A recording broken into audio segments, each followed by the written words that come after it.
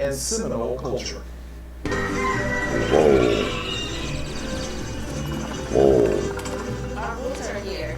For us, everything began here. It is a place most people have likely never heard of, much less visited, and one that many have left behind over the years. In the north-central section of the Mexican state of Colima, it sits just 115 miles from the Texas border, 450 miles from Houston, and 500 miles from Galveston. A village hours away, yet closely connected to the tradition of Juneteenth. It's interesting, the farther we drive into Mexico through towns like Sabinas and Musquis, the closer we actually get to Black history, which is also Mexican history. Hold on. Negros Mágicos. Of the blacks. What? What? What? 1850 to Coahuila. Karina Torralba, who now lives in San Antonio, was born and raised in Nacimiento. Torralba grew up celebrating Juneteenth with the entire village. She has traveled back to Nacimiento to mark the holiday almost every year of her life. Like most people here today. Wait a minute. I got a question. So are you trying to tell me Juneteenth, 19th, been a holiday? And America just now making it a holiday? Now that's interesting. That is very interesting. She is an ethnic mix of Mexican, African, and Seminole, descendants of the Negros Muskogos, the phrase for Black Seminoles. And if it wasn't for them, we The wouldn't phrase for have what Black we have here today. Seminoles. You know, this land, you know, this freedom. So how did they wind up here in Mexico, and what caused them to start celebrating Juneteenth? Yes, please explain this. The history of Muskogos is so important here in Mexico because they grew up helping the government when the other groups were harming them. They started as escaped slaves from South Carolina and Georgia, taken in by the Seminole tribe. Hold on, time out. Escaped slaves, maybe, but they were already part of Florida, Georgia, South Carolina. Remember, the maps told us this entire area was Florida.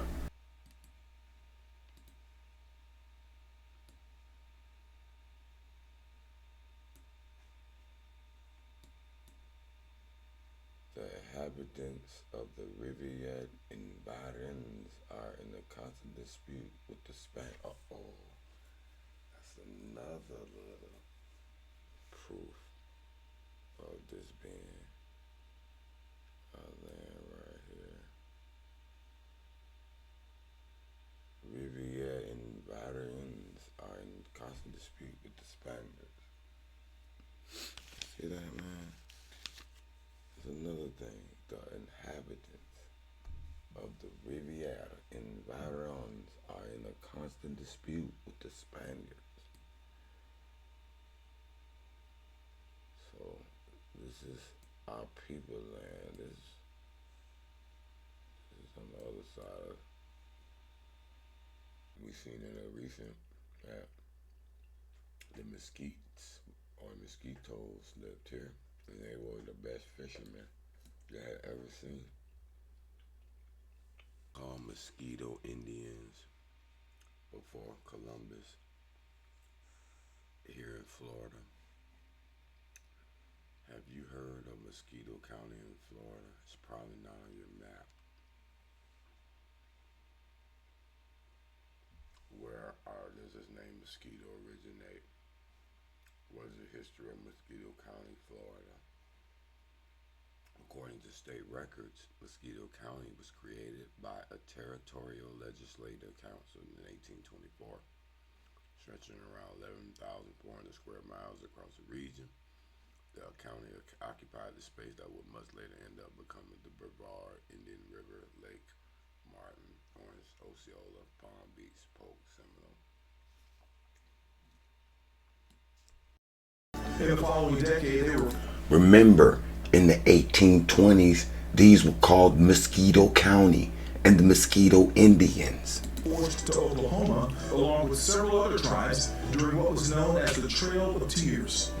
Although many had intermarried with the Florida Seminoles because of their noticeably darker skin, they Hold up, the Florida Seminoles, who had noticeably darker skin. were under constant threat of kidnapping by slave traders. They eventually fled to Texas, then Mexico. You see that? We were living on our land and these slave traders were trying to kidnap people. This is the first, well, I ain't gonna say the first because I documented it in the 1500s map, but this is one of the proofs that human trafficking started a long time ago. Where slavery had been abolished in 1829. The government granted them citizenship based on several stipulations. If the black Seminoles would defend the country's northern border and take Mexican names, they would receive money, livestock, and tools, plus 70,000 acres of land.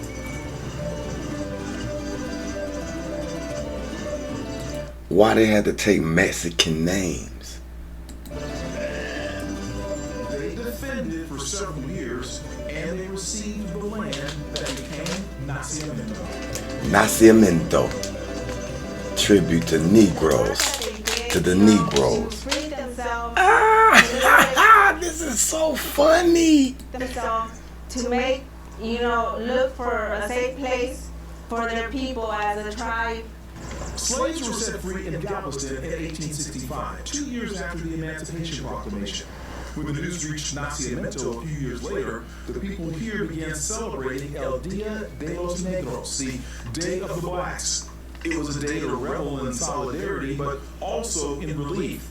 The end of slavery in neighboring Texas meant the Muskogos were no longer under threat of being captured and returned to bondage. About 300 people call Nacimiento home today, with others working to make sure that history and connection don't fade. It's real special to me now because my father is now gone. So it's really close to my heart because that's my ancestors, that's my history. Dina Rodriguez's parents were born and raised in Nacimiento. Rodriguez lives in Lubbock but travels here often to visit and to celebrate Juneteenth, something friends and neighbors find interesting. Why are they celebrating that there? There's no black people in Mexico. Yes, there was black people here in Mexico. There's black people everywhere. And yes, they know how to celebrate.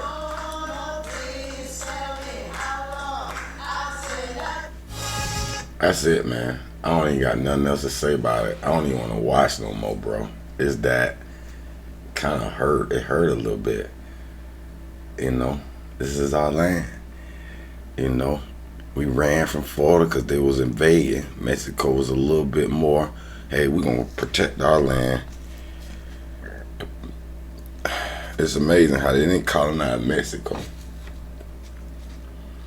But they were able to colonize the Americas. Even though they had a huge influence on Mexico,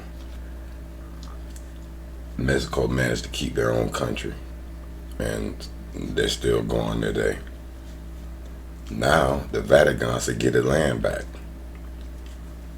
Now you see a lot of Mexicans coming up into America, reclaiming their,